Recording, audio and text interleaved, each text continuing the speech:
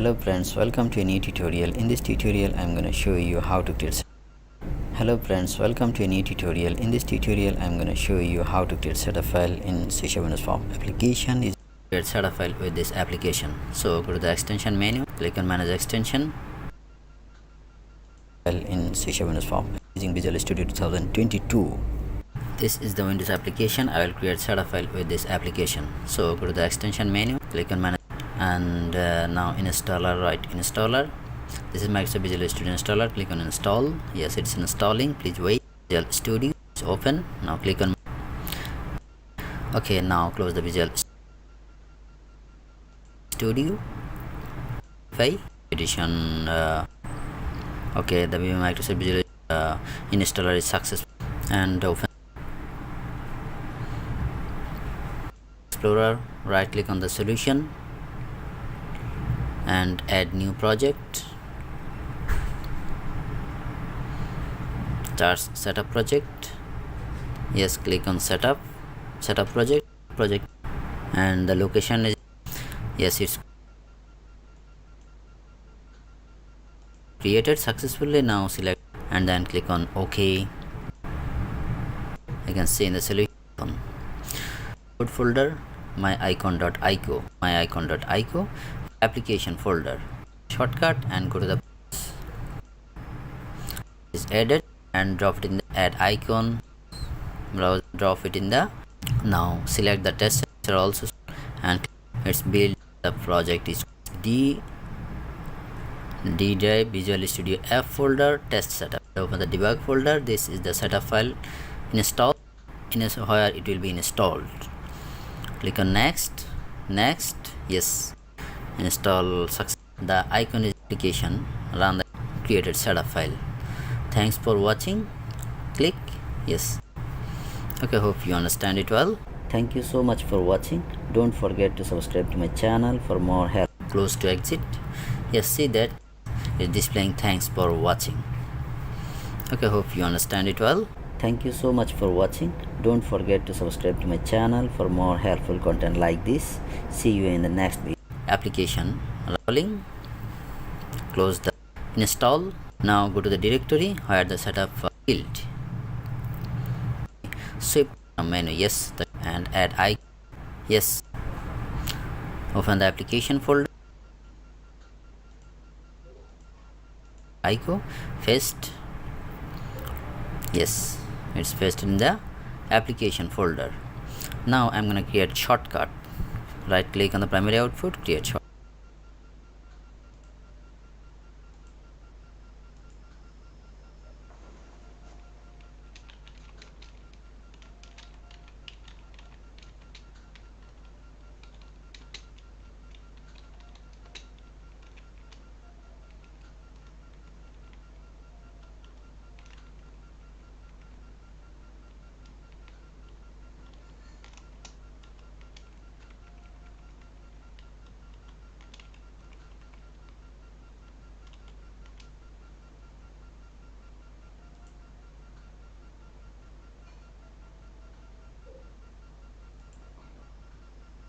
Shortcut name, the shortcut name, browse,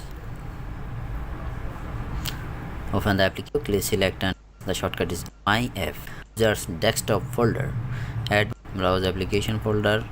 I can also add a menu, yes, and name the author, manufacturer also swipe down. Yes, it's added. Now right click on the test setup in the solution and click on build. The directory where the setup D drive Visual Studio F folder, test setup. This is the select everyone. This is the directory where the where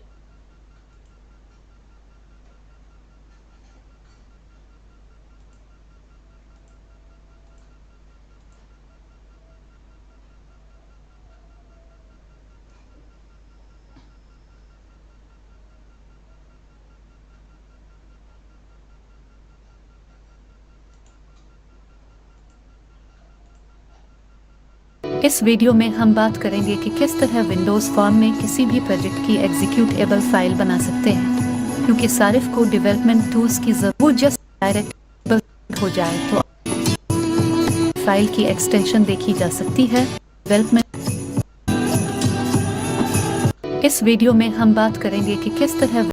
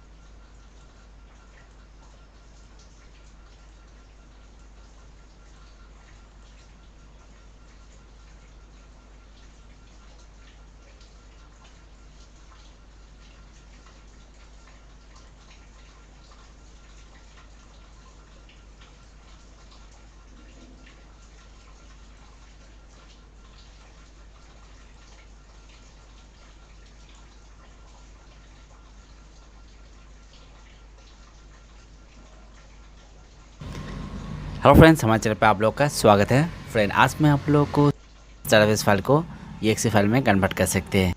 इस start of 10.2004 Windows तो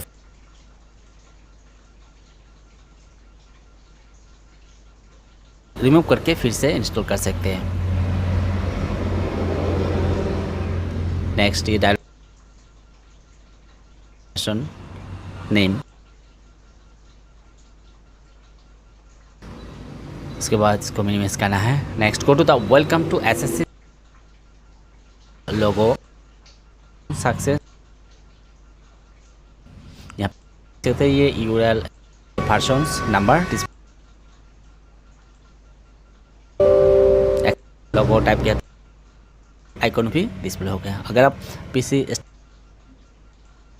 uninstall में click करना है और right click करके भी uninstall button में click करके अनइंस्टॉल कर सकते हैं। PC में इंस्टॉल करने के बाद भी आप अनइंस्टॉल भी कर सकते हैं। वैसे आप ये अगर प्रोसेस फाइल को EXE में नेक्स्ट बटन में क्लिक करना है, ठीक है। Okay, alright. तो इसका process then display message on success congratulation type किया है। Your school database successfully on startup, sorry start करना है, ठीक है। फाइल मेन फाइल को स्टिल कंप्लीट हो चुका है।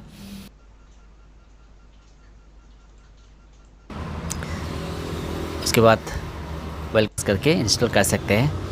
उसके बाद आपको क्या करना होगा, फिर से क्लिक नेक्स्ट बटन, फिर से क्लिक नेक्स्ट बटन। तो इस तरह सिंपली 3 बार नेक्स्ट बटन में क्लिक करना है, फिर से next.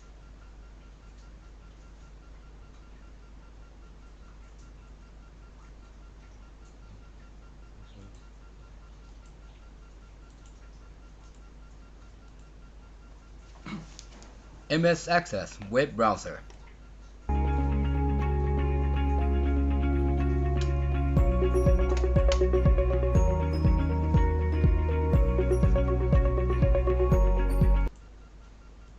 Alright, let's and don't forget to subscribe. I'm gonna show you how to get this thing. Alright.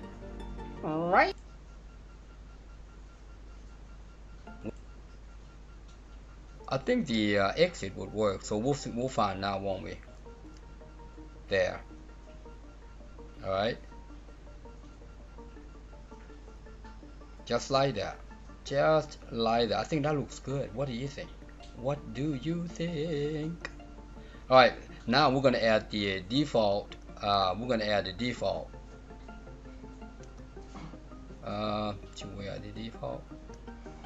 Let's see if this works.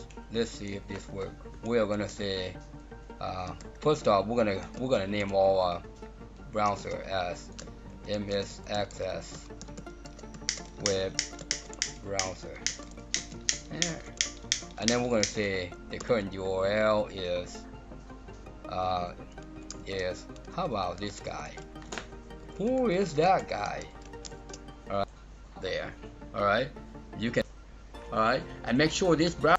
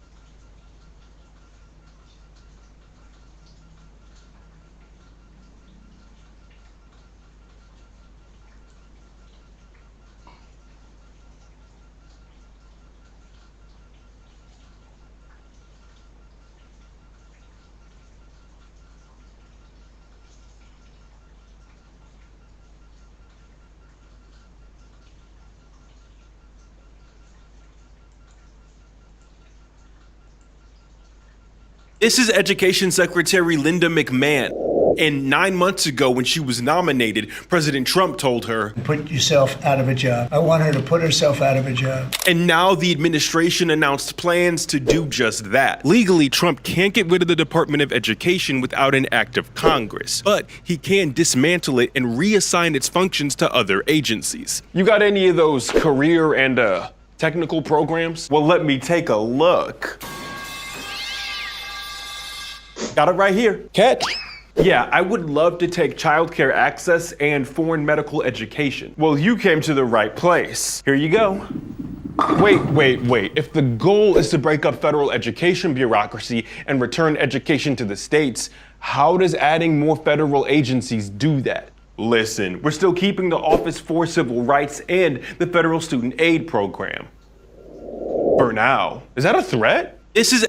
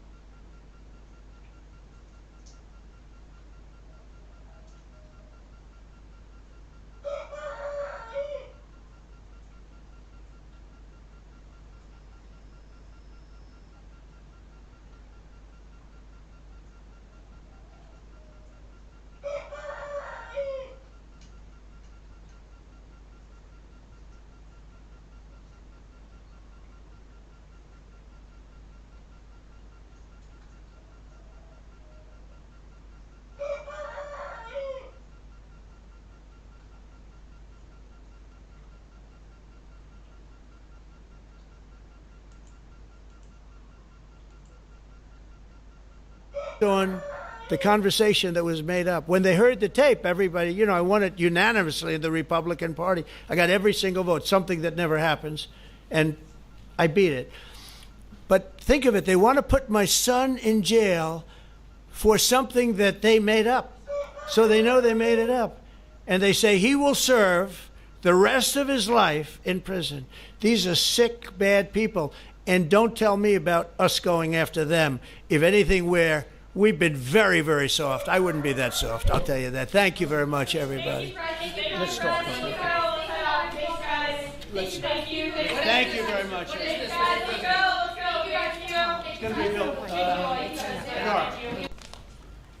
Well, thank you very much, everybody. It's great to be in this beautiful Oval Office.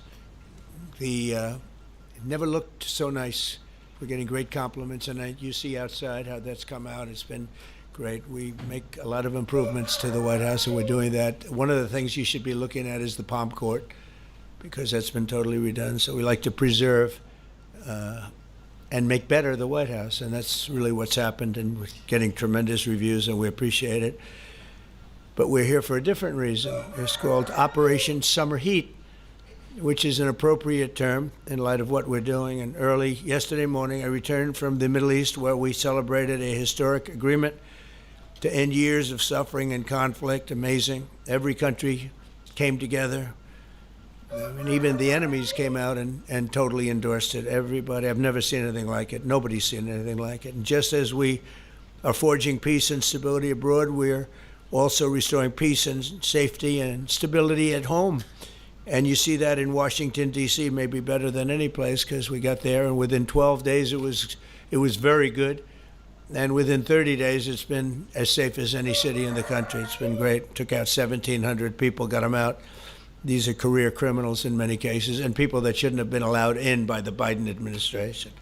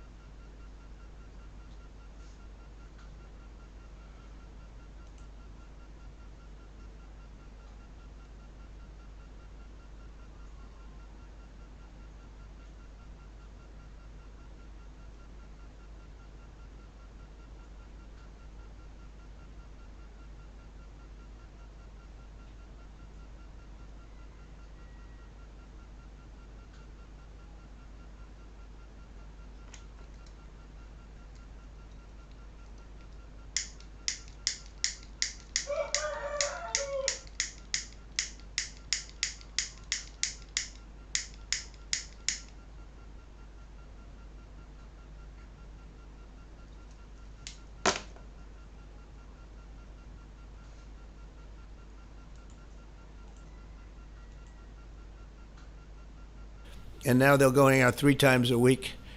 The restaurants are opening. Restaurants are full. And usually that means a lot of good things. But restaurants that were closed are now opening up. And everybody's happy. It's nobody's ever seen anything like it, actually. And everybody feels safe. You can have a child walk right through the middle of Washington, D.C., and nothing's going to happen. We were losing more than one person a week in Washington. They're being killed on an average of over one a week. The Make D.C. Safe Task Force has been incredible. And the Make Memphis Safe Task Force is having very similar results. It's much earlier, but we've been there for a week and a half, but I'm hearing the results are pretty incredible, and you'll hear about that. They're mobilizing more than 20 federal agencies for the largest law enforcement operation targeting violent criminals in American history. As a result of these efforts, violent crime declined nearly 20% nationwide compared to the same period last year, and it was the safest and most peaceful summer in 2 decades. And honestly, we haven't really even gotten going yet. If we didn't have to fight all of these radical left governors, we could have had Chicago taken care of, as an example. They had, in a short period of time, 4,000 murders in Chicago, and we have to listen to this man stand up and say that we're bad people. And the people of Chicago are walking around with MAGA hats. You have women, beautiful black women, walking around with MAGA hats. Please let the president in, and we don't care how he does it. They're not interested in National Guard or Army, Navy, bring them in. Marines, bring in the Marines. They just want the crime to stop. And more so because of the success that we had in D.C.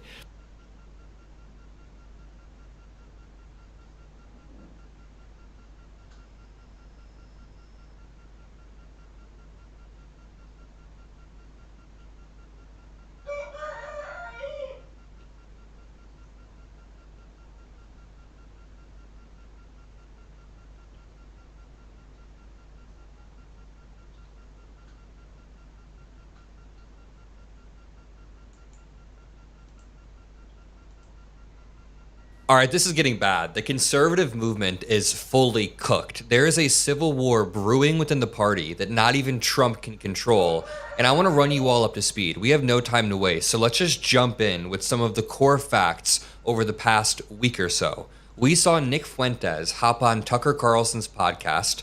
Tucker Carlson gave him a very friendly interview, no pushback whatsoever, no questions about any of the really controversial comments, and that's downplaying it. No questions about the insane anti-Semitism, the Holocaust denial, and that's still downplaying it. And this interview got tens of millions of views. So people were looking towards the leaders of the conservative movement, people like J.D. Vance or Kevin Roberts, who's the head of the Heritage Foundation, to condemn this. And rather than condemning it, it seems like they're muddying the waters. They are emboldening this, and there are some lines being drawn. I mean, someone said, this is a historical moment, and every Jew should watch this. The Heritage Foundation is the intellectual cornerstone of the Republican Party, and here it embraces Fuentes as a legitimate part of right-wing discourse. I mean, before we even get into like the super intellectualism of it, just watch this creator who seems to have just started to get some momentum in the conservative sphere, kind of just being like, what the hell, guys? If these are the types of individuals that we have to click up with in the conservative movement,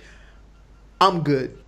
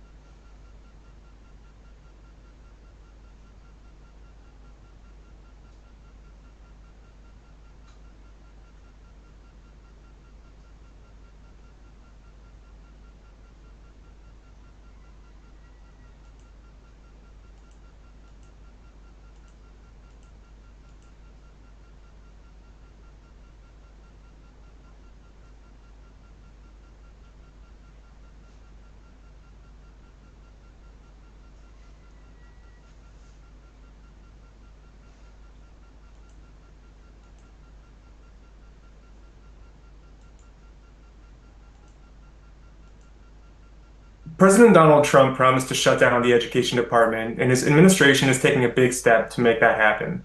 A new plan will move some of the department's biggest functions to four other federal agencies. The biggest change will move most federal funding and support for K-12 schools over to the Labor Department. Other programs will be moved to HHS, the State Department, and the Department of the Interior. The Education Department will still exist for now, and it will still handle some of its biggest duties, things like federal loans and civil rights cases. But this is part of the administration's bigger plan to wind down the Education Department and then get Congress to shut it down completely. Education Secretary Linda McMahon said her plan will help students by freeing their schools from federal micromanagement. Some schools and states say it might actually make their jobs more complicated, though, because they're going to end up working with four additional federal agencies instead of just one. Some conservatives have come out against the plan, including Alaska Senator Lisa Murkowski, who said it might actually end up hurting students. The change is expected to be implemented in the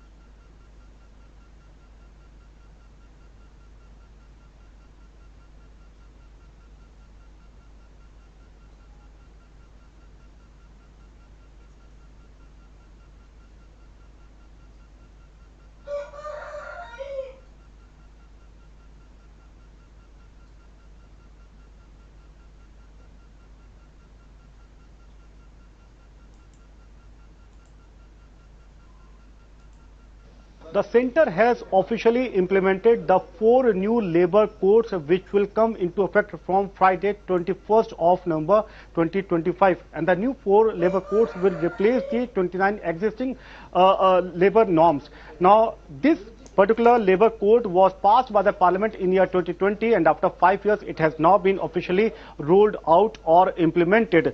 Now Prime Minister Modi has also hailed this landmark reform for the labor segment and has mentioned that this is going to be one of the biggest reforms since independence, aiming to modernize as well as to bring much more transparency in the labor governance.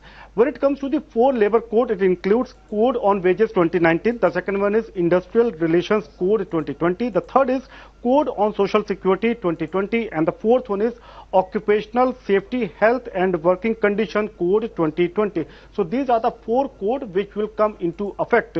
When it comes to that, what key significant changes it will bring to the worker side. So first one is that it will provide universal social security, especially to the gig workers.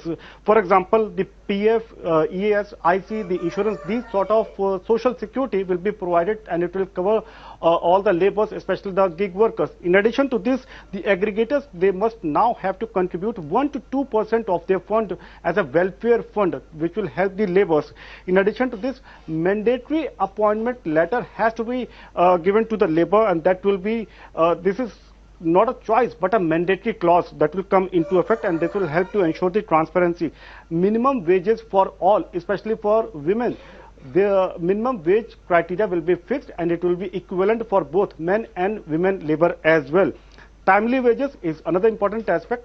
So wages, the dispersal has to be done timely, and it will be equal for all the segment. Health benefits, for example, free annual health checkup, which is going to be mandatory for the workers above the age of 40. So that sort of social security and the health benefit, it is being aimed to provide to the workers. Now for the employers or for the industry side, they have to reduce the compliance for the workers. They have to be more transparent. Whatever the norms are being included, it has to be conveyed to them and apprised to the government as well. The dispute resolution mechanism has to be made more robust, and it should be much more transparent as well. Fixed term employees are now entitled to the same benefits as a permanent staff. Whatever benefit it is being given to the permanent staff, the same has to be given to the fixed term employees as well. Now this particular labor reform is aimed to bring much more benefit to the gig economy, to the gig workers, also to the MSME sector and to the contractual labor. And government understands that this will be hailed as one of the biggest reforms since independence, and will help to boost the country's economy as well.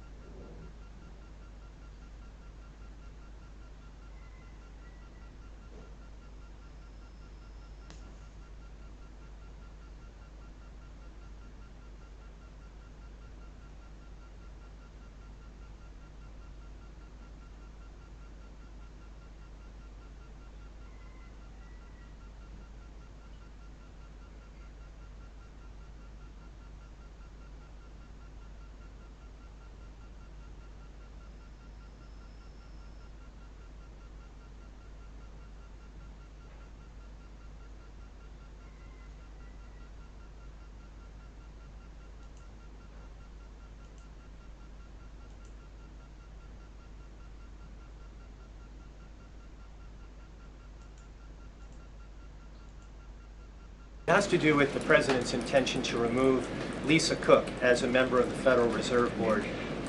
He is going or acting upon allegations that have been made by Trump administration official Bill Pulte.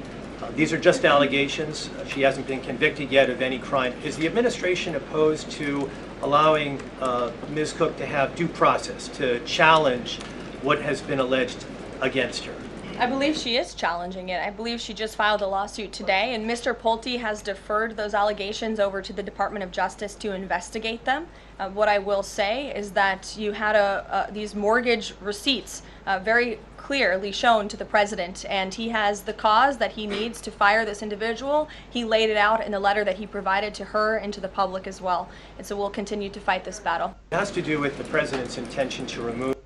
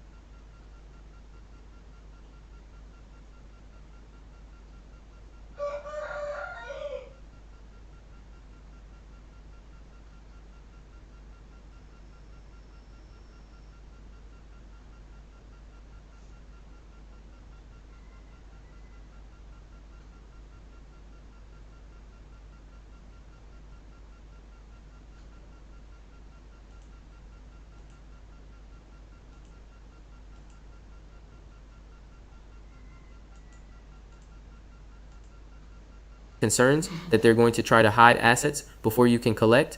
The order reportedly covers everything: Trump Tower in New York, one of his signature properties, Mar-a-Lago in Florida, where he lives and operates his private club, golf courses across multiple states and countries, hotels, licensing deals, business accounts, personal accounts.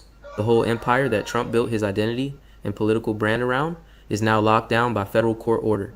And here's what makes this particularly dramatic. The freeze reportedly empowers government authorities to potentially seize, liquidate, or sell off these assets if Trump doesn't pay the full fraud judgment that's been assessed against him. We're not just talking about preventing him from moving money around. We're talking about the possibility of the government actually taking Trump Tower, selling Mar-a-Lago, liquidating his golf courses to satisfy the judgment. That's an absolutely stunning development for someone who's built his entire image around being a successful real estate mogul and businessman. According to reports, prosecutors argued the freeze was necessary because Trump failed to post the required bond. Now, in major fraud cases, defendants are often required to post a bond, which is basically money held in escrow to guarantee they can pay if they lose. It's a way of making sure that by the time the case is resolved, the defendant hasn't hidden or spent all their assets. And if Trump couldn't or wouldn't post that bond, it raises serious red flags for the court. Because if someone with Trump's claimed wealth can't come up with the bond money, either they don't have as much money as they claim, or they're deliberately refusing to cooperate, or they're already moving assets around in ways that would make collection difficult. Any of those scenarios would justify a court stepping in with an emergency asset freeze. The reported date for this order is October 16, 2025. Identity is built on being a successful businessman, someone who knows how to make deals, someone who's rich and therefore supposedly uncorruptible. But if his assets are frozen because of fraud allegations, if the government is threatening to seize his properties, that narrative falls apart completely. How can you run on being a successful businessman when the courts have frozen your business because they think you're a fraud? The reported immediate impact has been panic among Trump's legal and financial teams, because when you can't access your assets, everything becomes harder. You can't easily pay lawyers. You can't make payroll for your businesses. You can't cover operating expenses for properties. And according to some reports, there's been market reaction to the Trump-linked stocks and bonds dropping as investors realize the company might be forced into liquidation. So let's dig into exactly what this asset freeze means, how it happened, and what comes next.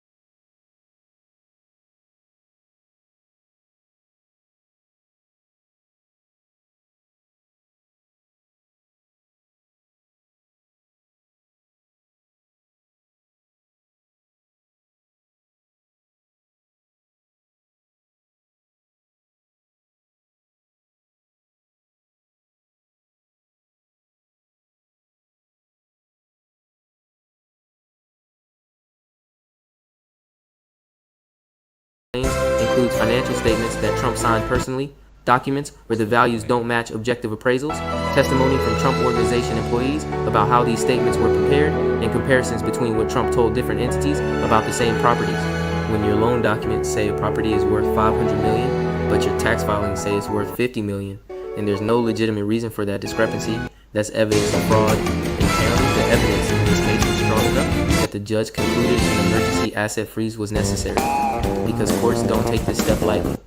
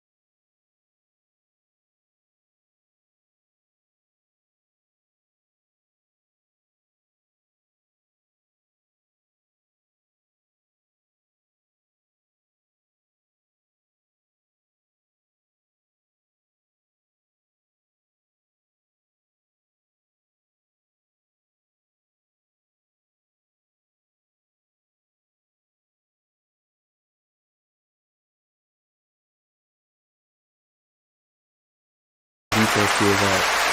So one, according to available reports, a federal judge has ordered a freeze on outcome for someone who's a view of Trump for his base. It probably won't. They'll litigate it going forward. Now, we need to be clear about what we know. The reporting on this asset freeze comes primarily from new media sources, and the exact details, including the current status after any appeals, may be evolving.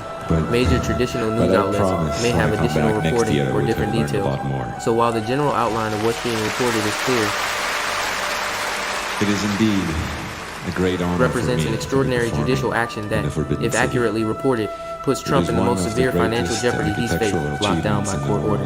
And watch for whether this leads to end with the settlement that allows him to keep some assets while paying a massive judgment.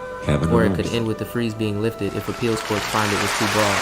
But regardless of the ultimate outcome, the fact that we're even at the point where a court has frozen the Trump organization's assets is extraordinary.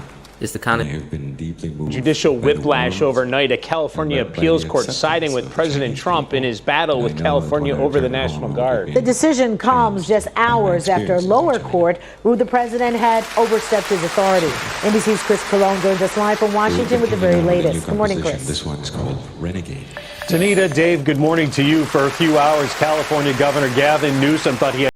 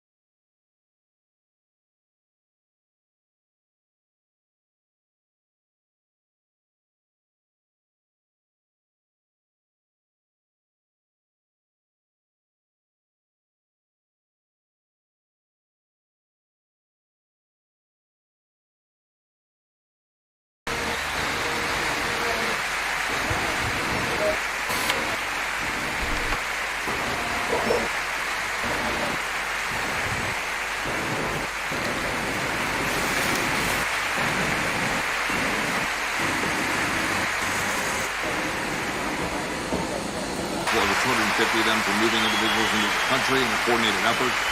I would like a unanimous consent to insert a letter that I sent that currently has 33 members of the United States House of Representatives that have signed on it, calling for a special select committee to pursue the organized effort from the radical left to target our way of life and undermine our security by putting criminals on the street and having our borders being wide open and putting us in danger.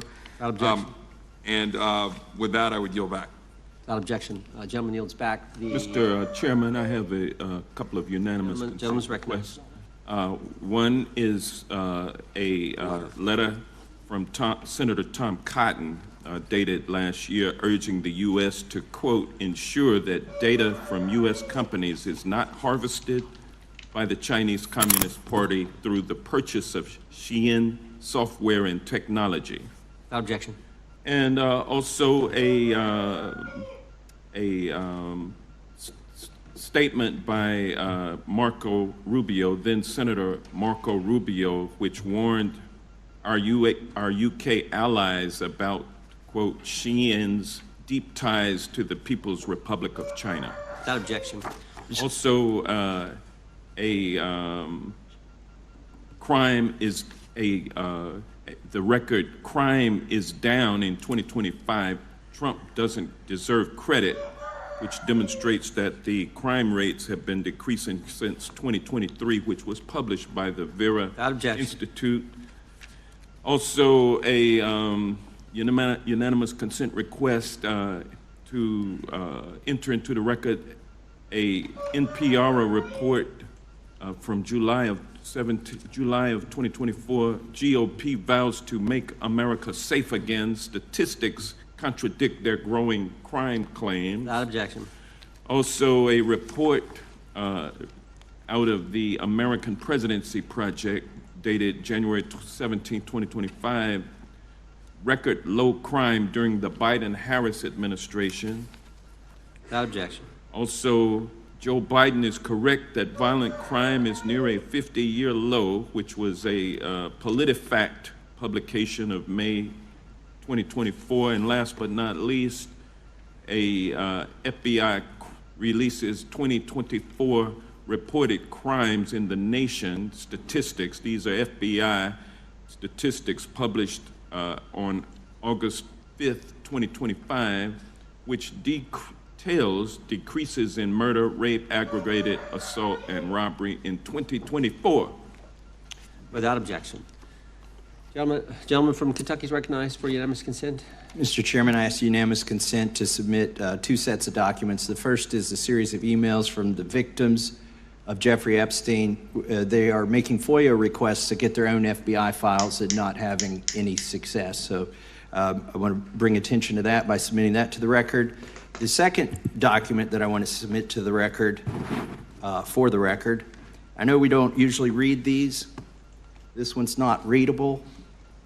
It's completely redacted for the most part, the first 50 pages. This is actually the search warrant that was served on James O'Keefe for a diary that he had already given to the government 2 months before. And as it turns out, there were no indictments here, yet he still doesn't know why he was raided, and I think he deserves to know. So, without objection. Thank you. The chair now recognizes the gentleman from California. Director, the first time you saw Donald Trump's name was in the Epstein files. Did you close the files or keep reading? I've reviewed not the entirety of the files, so So you haven't reviewed all of the Epstein files? Personally, no. You're the director of the FBI. This is the largest sex trafficking case the FBI has ever been a part of. Buck stops at the top. Your testimony today, you have not reviewed all the files. What I've been doing is busy providing the safest country this country has seen in modern U.S. history and historic speed. Men and women of the FBI are given the resources to reduce the homicide rate, reduce the drug trafficking rate, reduce the amount of children that are being trafficked. It sounds like those children being trafficked. I appreciate the director of reviewing the files. You said you don't know the number of times Trump's name appears in the files, so it could at least be 1,000 times. Is that right? The number is a total misleading factor. We have not the released number at least anyone's 10,000 name that we have not released anyone's name in the FCC files that has not been credible. Director, could it We at have least be 1,000 released times? every piece of legally permissible information. You can characterize the numbers however you want it. Lend me my time, Director. It sounds like if you don't know the number, it could at least be 1,000 times. What's not. speed? It's not. Is it at least 500 times? No. Is it at least 100 times? No. Then what's the number? No. It's not that. Do you think it might be your job to know the number? My job is to provide for the safety and security of this country. My job is not to engage in political innuendo.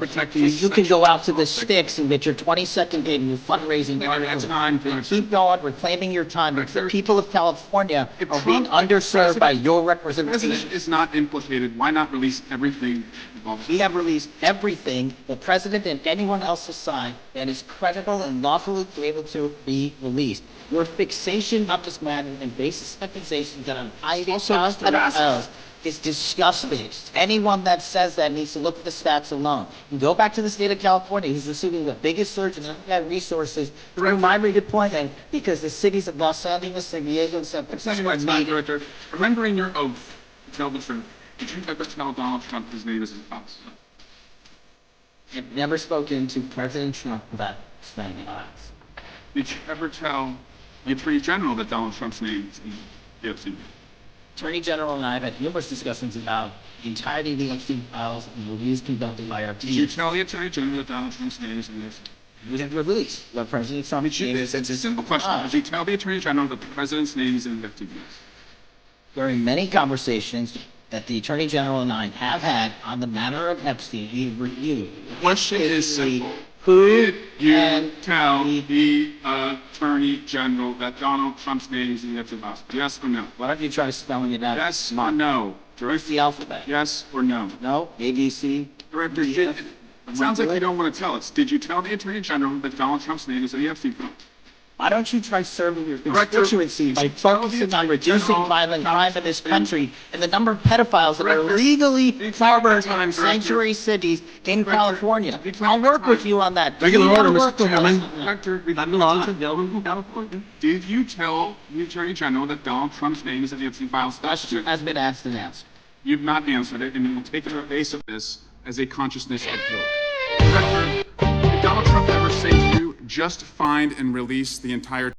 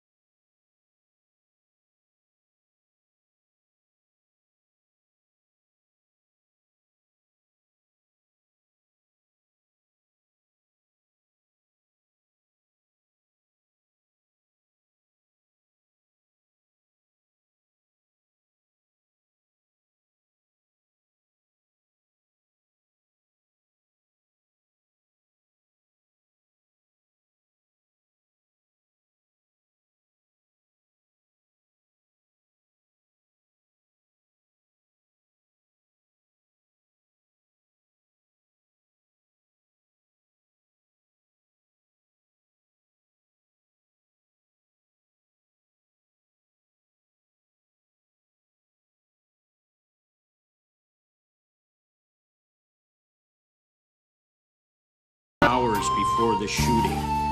Was that your understanding? Is that kind of...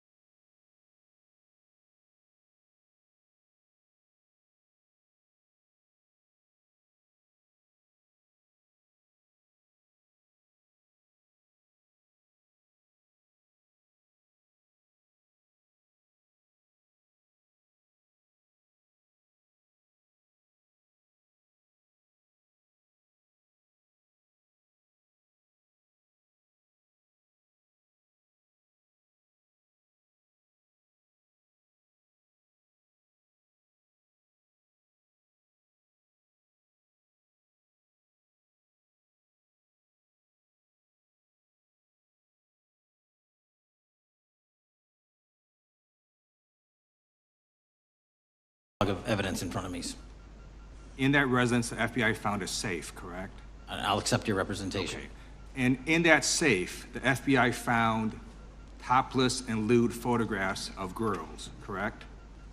Again, sir, I'll accept your representation. I don't know. Thank you. It was all over the media at the time. There's a New York Times article that says Jeffrey Epstein is indicted on sex charges as discovery of nude photos is disclosed, dated July 8th, 2019. And the Times reports a trove of lewd photographs of girls was discovered in a safe inside financier Jeffrey Epstein's Manhattan mansion. Author Michael Wolff has conducted numerous interviews of Jeffrey Epstein.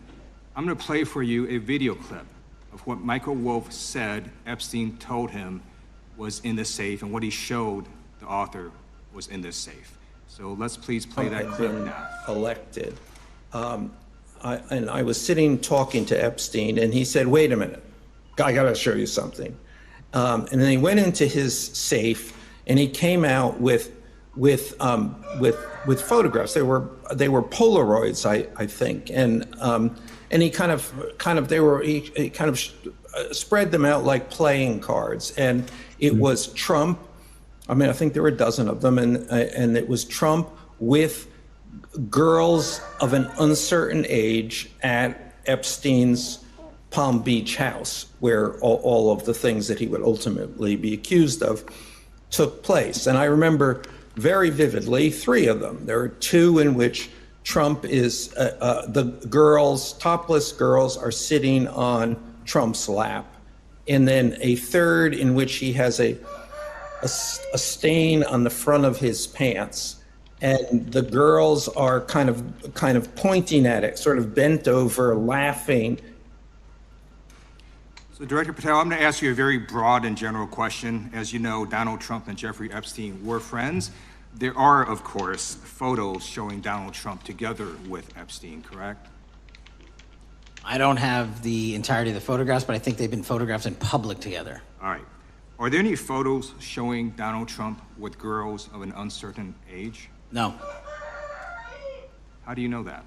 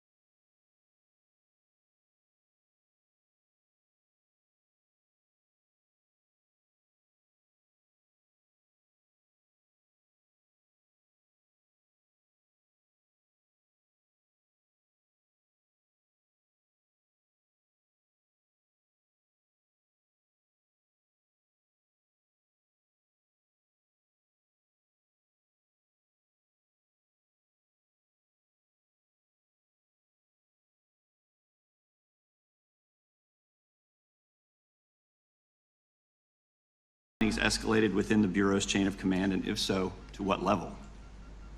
Sorry, were the findings escalated? Were these findings that were given to us escalated within the Bureau's chain of command, and if so, what level? Did you receive this information? That entire matter is currently under investigation by the people at the FBI that handle leaks of classified information.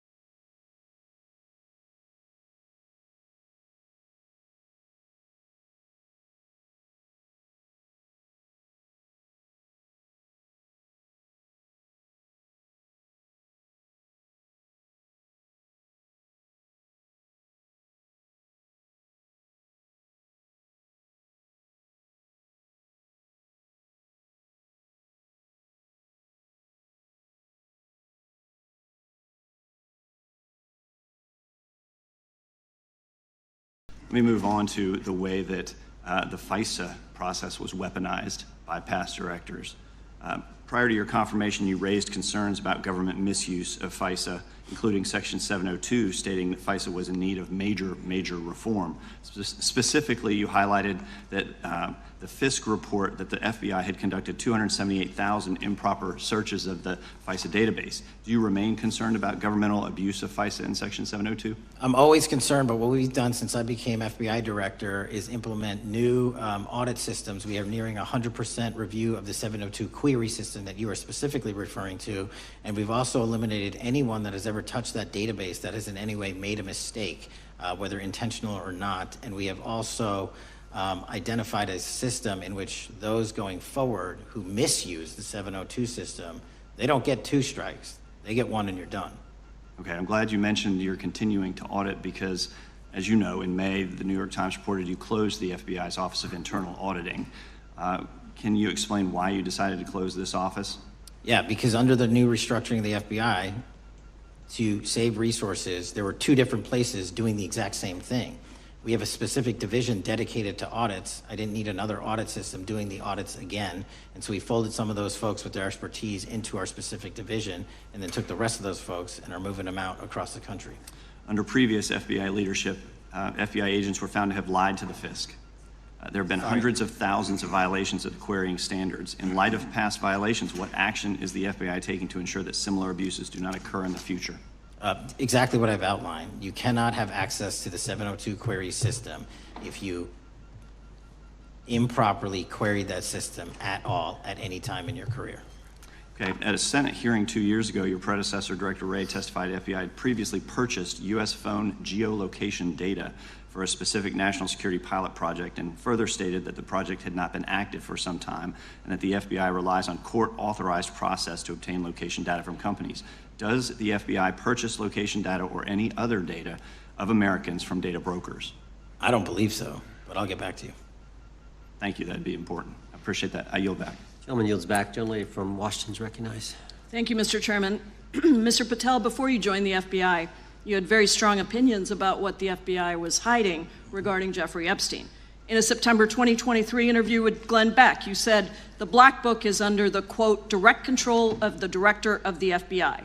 In December 2023, you said, let us know who the pedophiles are. Even for a short time after becoming FBI director, in February of 2025, you tweeted, quote, there will be no cover-ups, no missing documents, no stone left unturned. In June, you told Joe Rogan, quote, we've reviewed all the information, we're gonna give you every single thing we have and can. But then suddenly in July, everything changed. You and Attorney General Pam Bondi released one video and said that there was nothing more to see. Your July memo says you uncovered more than 300 gigabytes of data and physical evidence, but that you had decided no further disclosure would be appropriate or warranted. That is a quote. I think what happened, Mr. Patel, is that suddenly you discovered that Donald Trump's name was all over these files, and you started a giant cover-up. So you are under oath, Mr. Patel. You just testified to Mr. Swalwell that you did not speak to the president about the Epstein files. To your knowledge, did Attorney General Pam Bondi speak to the president about what was in the Epstein files? I can't speak for Attorney General Pam Bondi. So to your knowledge, you don't have any information. The question was, do you have any knowledge? Do you have any knowledge? I can't speak. You are refusing to answer the question, so let me tell you that the Wall Street Journal reported that in May, Bondi told Trump that he was in the Epstein files, and at the same meeting said that the DOJ did not plan to release the files. Yesterday, you testified to Senator Kennedy that there was, quote, no credible information that Epstein trafficked girls to anyone else, and that you have, quote, continuously and publicly asked the public to come forward with more information, and we'll look into it. Today, in response to Mr. Massey's question, you appeared to say that the survivors were not credible. These are survivors. That's not at all what I said. Okay, great. I'm going to ask you this in a second, but let me tell you about the survivors, and let's bring them up here into the room. These are women who came to the Hill and testified that they were groomed and raped at the age of 14 and 16 years old, and they called to meet with the president and to meet with the FBI and to have people investigate their claims. Some of them have never testified before. If you are so interested in getting the public to submit any information, why have you not met with them? You said you haven't met with them. Have you met with them? I'll give you one more chance. My job as the FBI director is to invite Is the all answer yes or investigative no leads. to whether or not you met with these women who were sexually abused and raped? Any insinuation by you or any What people is on the your an- side that I am not manhunting child predators and sex traffickers, just look at the Mr. stats. Patel, And you talk Mr. about Chairman, cover-ups, man. Mr. Chairman, you this talk is about my time, cover-ups. and I will take as much time as I Where were want. you during the Instruct Obama the and Biden witness, Mr. administrations Chairman. when these so-called Instruct the cover-ups were witness. going on? Mr. Why didn't Chairman. anyone in those administrations talk to any of these Mr. purported Chairman. witnesses? Let's I get have some regular order, Mr. every Chairman. single person to provide credible information. Time belongs to the gentlelady from Washington. And I'm but gonna when take when another you couple accuse of the minutes. witness of something, he's allowed to respond. That's how it works. You say Listen, something, he didn't you say even, the- excuse me, Mr. Mr. Chairman, you have Point always of order. been fair, but this And is I'm not being fair. fair, and you will get No, your- this you will is get your my time. time, and he You will give the said gentlelady that the a few witnesses additional were not credible. seconds of time. I'm going to get an additional minute of time because No, that's you'll how get much what time you he won't get a took. minute. You'll get some seconds. What we think is under 5 minutes. You don't get to demand how Mr. much time you Patel. get. That's not how it works. Mr. Patel, are the victims of the Jeffrey Epstein horrific trafficking ring, are they credible? Any person with information about ongoing sexual didn't- trafficking. I'm asking you if they're credible. Ma'am, I'm Are commenting they on the credible? evidence we have. But And we have routinely asked for people to come forward with more evidence, and we will look at it. And the evidence that we have was the same evidence that the Biden and Patel, Obama Justice Departments Mr. had. Patel, And they this is determined, new. not me, they determined that that Chairman, information was not Mr. credible. Chairman, he's not letting me even ask my questions. You This is ask the ridiculous. questions, he gives an answer. You may not like what he says, No, but that I'm doesn't mean you asking, get to he's interrupt not answering him. my question. Mr. Chairman, have could we an- restore the gentlelady 45 seconds so she We can will give complete her her question? additional 30 seconds, which is what I said I'm earlier. going to keep taking my time No, because you'll here's take the time thing. that you get. You get are 30 not seconds. answering the question. The question I is, have, you just don't like the these answer. women, are these women Billionaire credible? activist It's a Tom yes or no Steyer has answer. entered I have California's answered the race for question. governor. Well, what The is the Democrat answer? and former I'm the only presidential FBI candidate director will that has compete welcomed against new information several in this contenders. case. This Incumbent administration California is the Governor only Gavin one Newsom that has is welcomed prevented any from new running information due in to this term case. limits. Yes or Several no Democrats to are running to Present take new his credible place, information. including former U.S. Present Representative new Katie information. Porter Are the and victims former Health and Human credible Services or Secretary not? Javier I'll Becerra. tell you what happened in the last Steyer Trump is the administration. co-founder credible or of not? You Beneficial Victims State Bank credibly and came forward, nonprofit and you know what community happened, development President bank. Trump? The Democrat is Authorize the also the founder of indictment NextJet, Jeffrey a Epstein. youth voter Not engagement Biden, organization. not Obama. According to Listen, Cyrus someone campaign else. website, the billionaire is running on a platform of housing affordability, campaign finance policies, and I education. gave her the additional 45 seconds she requested. The gentlelady yields back. The gentleman from New Jersey is recognized for his 5 minutes. If you would meet with the women who were sexually abused and raped and groomed at the ages of 14 and 16 years old. Are you going to cover up? Are you going to continue to cover up for the rich and powerful men, including those that might be on this committee? I can yell too, Mr. Chairman, but I don't want to yell above this. The time belongs to the gentleman from New Jersey. I appreciate the gentlelady yielding back. Are you going to allow them to testify, Mr. Patel? Go ahead. Will you allow them to testify to you, Mr. Patel? Mr. Patel, thank you for being here. I know it's been an interesting and difficult 2 days. And I wasn't going to talk about the Epstein thing because there's a lot of other issues that affect the FBI, but I have to say a few words. I've sat here, I've listened to this, I've watched it, and my Democratic colleagues are so concerned now, Mr. Patel, all of a sudden. Where were they last year? Where were they the year before? Where were they the year before that? Where was the last president in any of this? All I know, the only thing I see is a single letter from the ranking member that was sent in 2019 that he didn't like the plea deal, and some people signed on to that. Most of the truth, the real truth, let's be honest, let's be intellectually honest. The real truth is we didn't hear from them at all.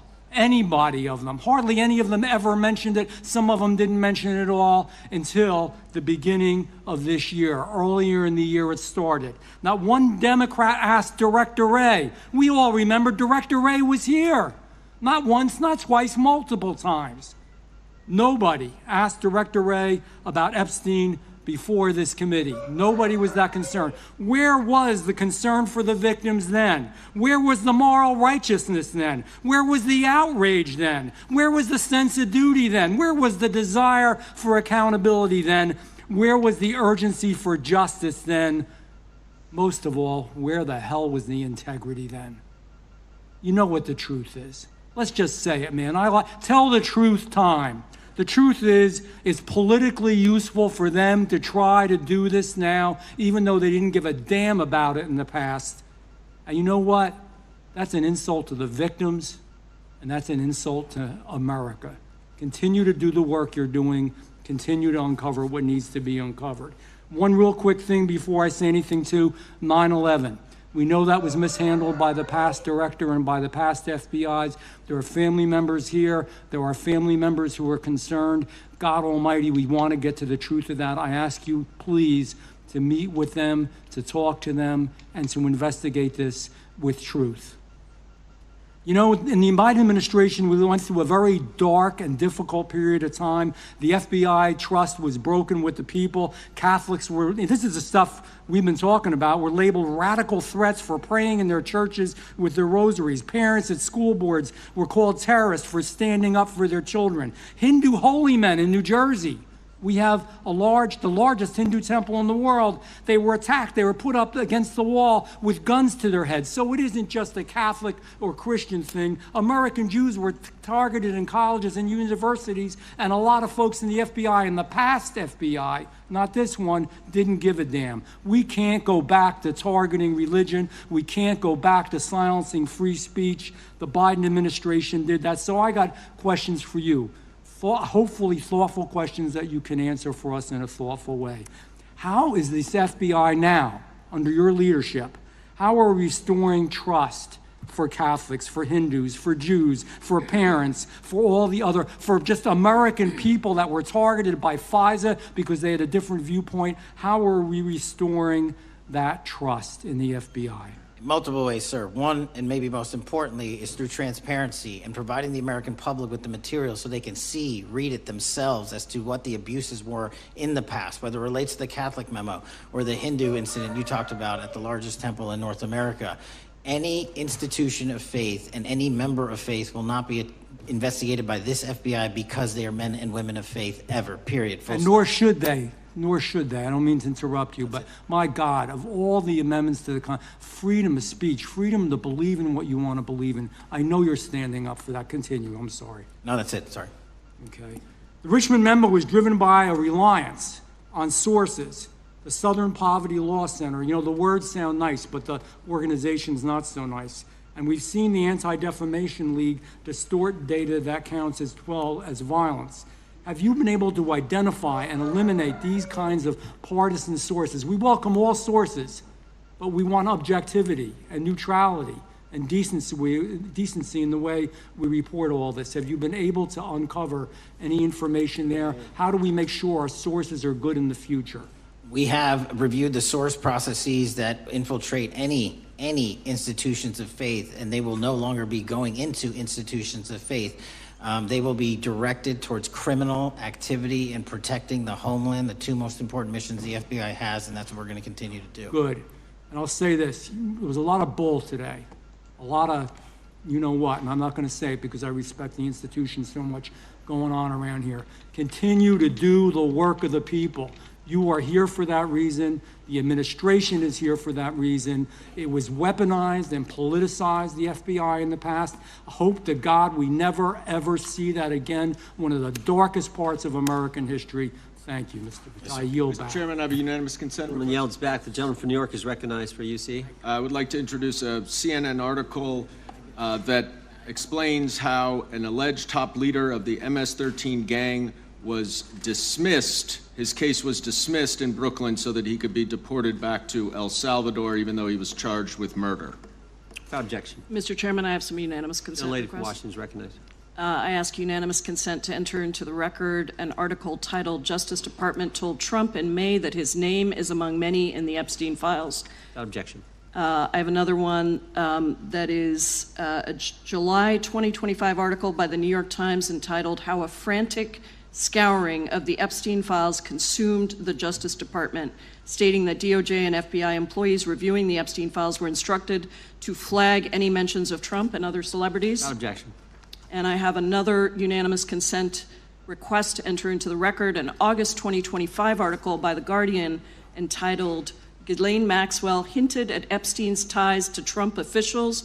Why wasn't she pressed for names?" stating that Maxwell told Deputy U.S. Attorney Todd Blanche that some of the, quote, cast of characters around Epstein are in Trump's cabinet. Without objection.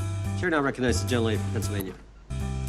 Thank you, Mr. Chairman, and thank you, Mr. Patel, for coming before us to testify today. I am concerned by your repeated claims that you're not able to disclose anything further about the Epstein investigation files and that there's no evidence of a broader conspiracy or other people who should be charged, because the American people aren't buying that you've been transparent or that there's nothing further to be seen.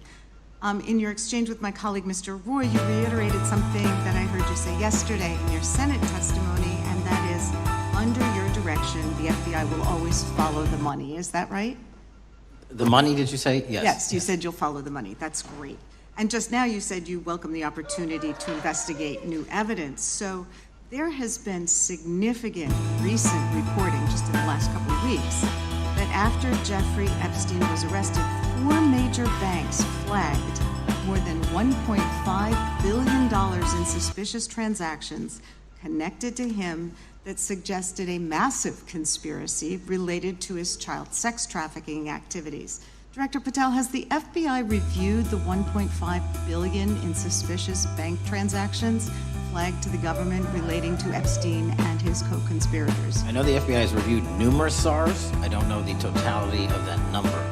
Okay, can you provide us with that number? I'll get back to you. Okay. And have you initiated any new investigation of those bank transactions since, say, September 8th when the new reporting came out? I'll check with the Treasury Department because they're the lead on that.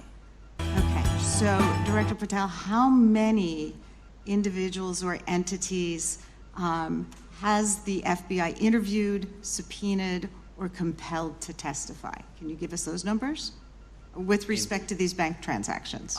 Not off the top of my head. I'll have to work with Treasury. Okay.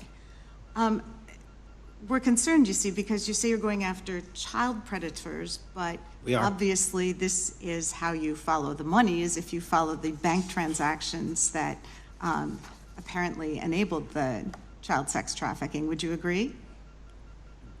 It's one of the valuable investigative tools is to follow the money. Okay. Have Jeffrey Epstein's victims have asked us to ask you whether or not you've investigated Epstein's lawyers, the lawyers who facilitated those payments. Have you subpoenaed or questioned any of those lawyers? So in 2018 and 19, what I recollect is many, if not every one of those lawyers was part of the investigation. But you weren't there at that time, I wasn't right? there. Okay. So can you get us the names and the numbers of who was investigated then with respect to those lawyers? As long as I'm allowed to.